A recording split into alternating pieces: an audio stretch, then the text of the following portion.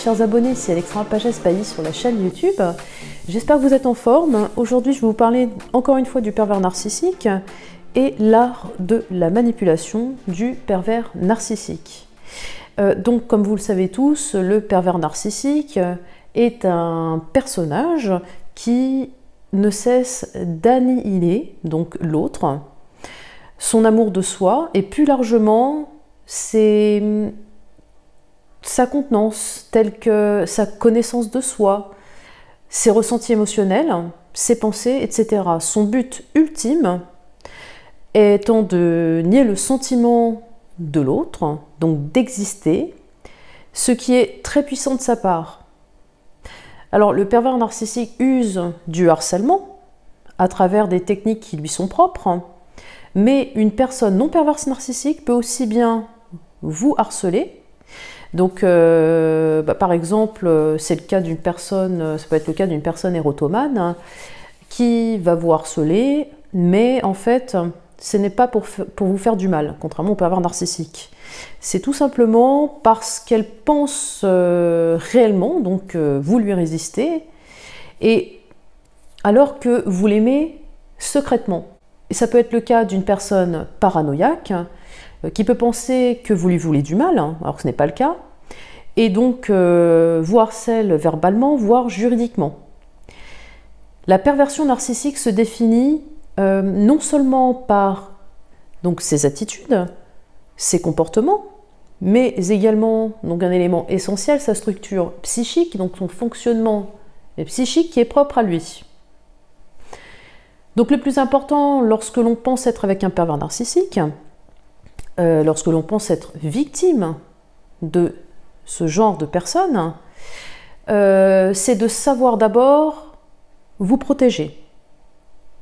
Donc ça c'est essentiel, se protéger de ces attaques abusives et dévalorisantes, avant même d'être sûr qu'il s'agit bien d'un pervers narcissique. On retrouve cependant quelques traits caractéristiques chez le pervers narcissique, les tentatives d'annihilation de la personne ciblée vont suivre un processus se déroulant en 3 étapes pouvant se superposer. Donc, la première phase est une phase de séduction-fascination. La seconde phase est une phase donc d'affaiblissement par une mise en doute de la victime, de dévalorisation, d'isolement, d'isolation. Et enfin, la troisième phase, une phase de dénarcissisation et du coup d'annihilation. Donc, la plupart du temps, dans le cadre d'une relation amoureuse, entre guillemets, puisque le pervers narcissique n'aime pas, il ne sait pas ce que c'est que l'amour, le pervers narcissique créera un début de relation très intense avec sa victime, par lequel il s'engagera très rapidement. Toutes les choses vont vite avec lui dans la relation, petit à petit, vous avez pu le constater, et le ou la partenaire aura du coup le sentiment d'être considéré comme l'élu de son cœur. Le pervers narcissique créera ainsi un lien très fort, menant déjà une forme d'emprise.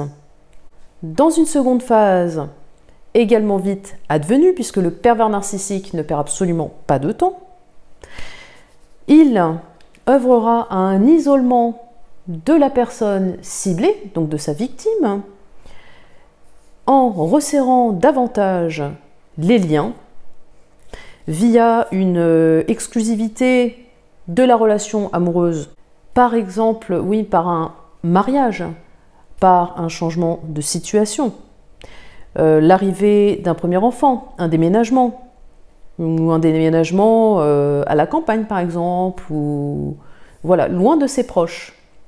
Et donc tout ceci en commençant par un retournement à déprécier la victime en lui faisant insidieusement et progressivement croire qu'elle n'est pas digne d'être aimée en dehors du couple. Relation pour laquelle elle doit s'estimer chanceuse d'être avec lui. Lors de la troisième phase, le phénomène s'amplifiera et la liste des incompétences attribuées à la victime s'allongera, s'étendra de plus en plus. Et donc jugé comme une personne inintéressante, intellectuellement malhonnête, simple d'esprit, inapte à et incapable de gérer ses émotions correctement, normalement, et incapable également de choix convenables et pertinents, ou encore le fait d'utiliser des mots inadaptés et d'avoir un esprit étriqué, un psychisme malade morbide. Donc ce fut le cas pour moi, c'est-à-dire que j'ai été atteinte par ces attaques de la part de la perverse narcissique que j'ai fréquentée pendant 5 années. Et certains membres de sa famille seront également estimés ennuyeux, bêtes, voire toxiques. Et c'était encore une fois le cas pour sa famille, du monde aristocratique, je précise.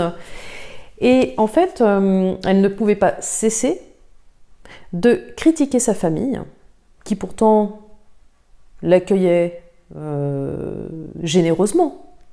Mais non, il y avait toujours quelque chose qui l'ennuyait. De toute façon, les gens, en règle générale, l'ennuyaient. Donc ce processus rapide de mise en relation amoureuse ressemble ainsi à celui pouvant se dessiner dans le cadre d'une relation conjugale, donc d'une conjugalité menant à la violence physique. Le pervers narcissique utilise parallèlement différents mécanismes pour atteindre sa proie, tout en semant sans cesse le doute sur la réalité de ses attaques. 1. Donc le mécanisme de désaveu. Il désavoue avoir déclaré ou demandé quelque chose. 2. Le paradoxe. Donc là, il demande successivement quelque chose et son contraire. 3. L'annulation. Alors c'est-à-dire qu'il ignore la personne ciblée, donc sa victime, ou bien il la néglige en s'adressant à elle directement via une personne tierce ou un objet tel un post-it. Le refus du dialogue, voire des silences, étant une façon à lui de dire, sans l'exprimer avec des mots, que l'autre n'a pas assez de valeur pour que l'on s'adresse pleinement à lui. Par ailleurs, il peut aussi nommer avec conviction les pensées, les émotions et les intentions de la personne ciblée, en tentant ainsi de lui faire croire qu'il connaît mieux qu'elle ses propres pensées, ses émotions et ses intentions. Il est très fort. Dans la phase 4, donc l'isolation, en privant d'informations sa victime, en la mettant entre guillemets au placard. Ceci, pourquoi? Afin de l'empêcher que se mette en place une solidarité défensive autour d'elle. 5e, le langage pervers. Donc, l'usage pervers de la langue. Il détourne le langage tout simplement pour sa forme et non pour son fond. L'utilisant comme une arme, en avançant sous couvert de faux humour, d'un vocabulaire souvent très technique, il attaque, mais ne dialogue absolument pas. Ce faisant, il s'autoproclame le représentant exclusif de pseudo-valeurs que les autres ne respecteraient pas. 6e, les alliances complices ou témoins aveugles, c'est-à-dire qu'en avançant masqué, il peut persuader certains membres du groupe qu'ils pourraient sauvegarder ou retrouver leur dignité en participant, au sacrifice de la victime.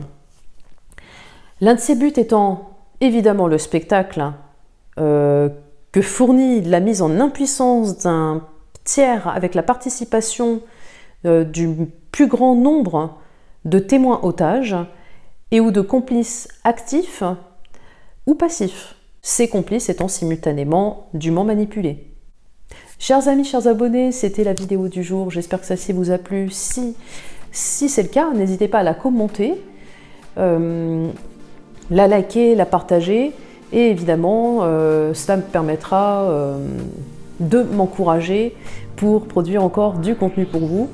Je vous embrasse très fort et n'hésitez pas, pour celles et ceux qui ne sont pas encore abonnés à ma chaîne, à le faire activement sur le lien qui s'affiche en fin de ma vidéo. Je vous embrasse très fort et je vous dis à bientôt.